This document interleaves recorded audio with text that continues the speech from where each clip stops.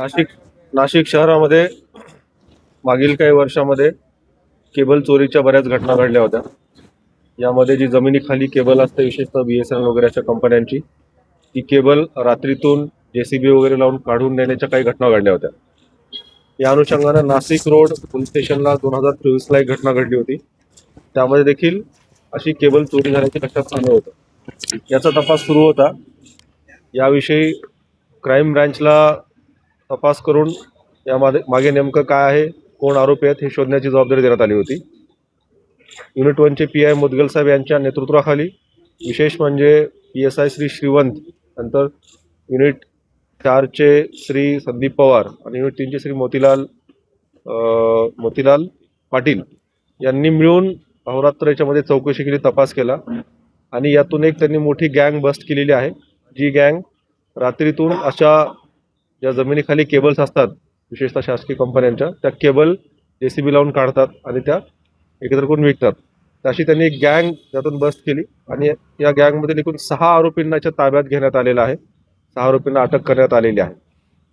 या 6 आरोपींना अटक करून त्यांच्याकडून 2,88,00,000 किमतीची केबल ही देखील जप्त करण्यात आलेली आहे. आणि याचबरोबर अशा प्रकारचे इतर जे गंभीर गुन्हे आहेत ते देखील उघडकीस आलेले आहेत.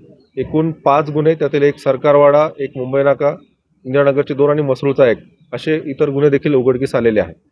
यातील आरोपी ताब्यामध्ये आहेत आणि या आरोपींकडून अजून तपास सुरू आहे, अजून चौकशी सुरू आहे आणि या आरोपीकडून असे इतरही गुन्हे उघडकीस गंभीर येऊ शकतात. तर एक मोठं काम नाशिकच्या क्राईम ब्रँच युनिटने केलेलं आहे. जे केबल चोरीचे गुन्हे जे सहसा उघडकीस येत नाहीत, असे गुन्हे त्यांनी उघडकीस आणलेले आहेत. त्यांनी गँग ताब्यात घेऊन त्यांच्याकडे 2,88,00,000 असा मोठ्या किमतीचा मुद्देमाल जप्त केलेला आहे आणि पुढील तपास सुरू आहे. हा मुद्देमाल नेमके कुठून जप्त केलेला आहे? हा मुद्देमाल ठिकठिकाणाहून जप्त करण्यात आलेला आहे आणि आणखी तपास सुरू आहे. आरोपींना शोध घेऊन ताब्यात घेण्यात आलेला आहे.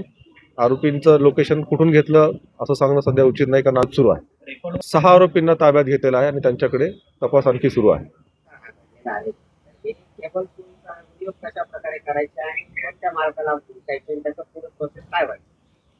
त्याच्याविषयी आणखी तपास सुरू आहे. सध्या हस्तगत केबल करण्यात आलेली आहे. सुरुवातीला मुख्य उद्देश हाच होता की जो काही चोरी गेलेला मुद्देमाल आहे तो मुद्देमाल ताब्यात घेणं. तर त्याप्रमाणे मुद्देमाल ताब्यात घेतलेला आहे. याचा विनियोग नेमका पुढे काय केला जात होता, पुढे कुणाकडे जात होता, याच्याविषयी आणखी तपास सुरू आहे.